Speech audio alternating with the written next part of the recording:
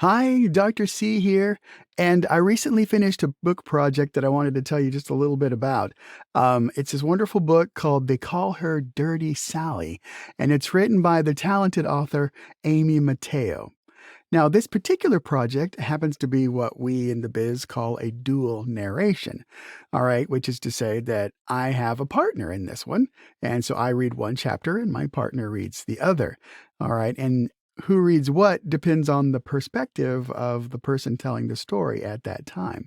And my partner happens to be, for this book, the very talented Miss Dana Dae. Okay. And so she and I trade off chapters in this. Okay. So what's Dirty Sally about? Well, Dirty Sally is about a newspaperman from Houston who goes on a routine assignment to a small town in Arkansas. And what happens is, well, I can't tell you that, but let's take a look at the prologue. You'll get an idea.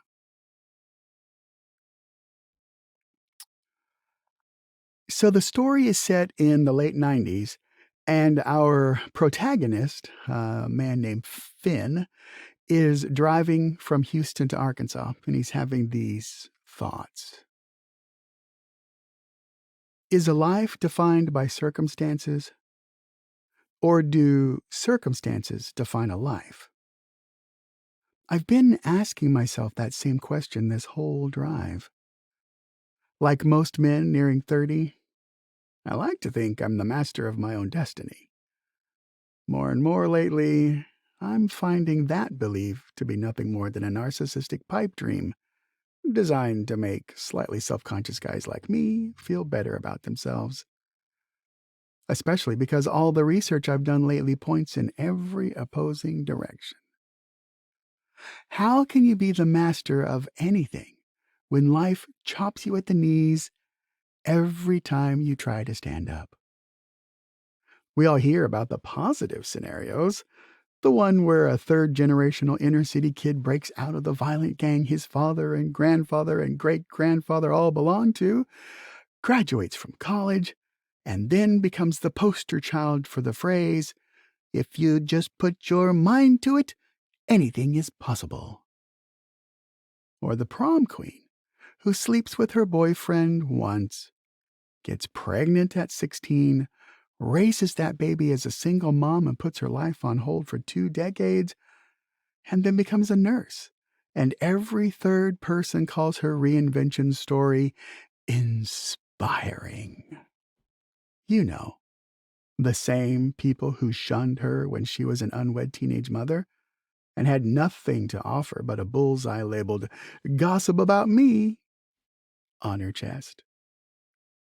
Or the drug addict who overdoses on heroin, finds God in rehab, and starts over as an evangelical pastor who preaches against the dangers of addiction and sex, both of which suddenly go hand in hand when one makes it his mission to save the world.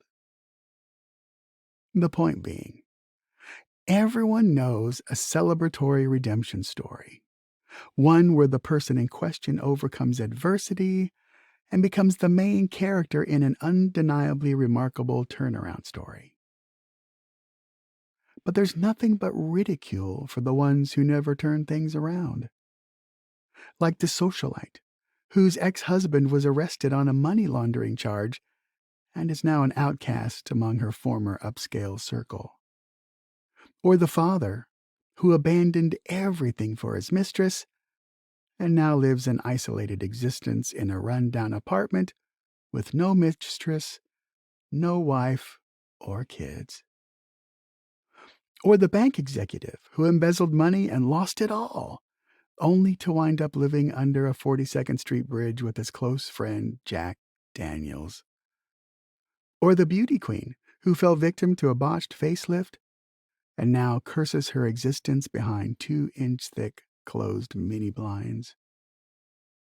No one celebrates the fallen and discarded because no one wants to admit it could happen to them. But we're all just one misstep away from living an upside-down life while the rest of the world points out all the ways we deserve it. And that brings me back to the question: is life defined by circumstances, or do circumstances define a life?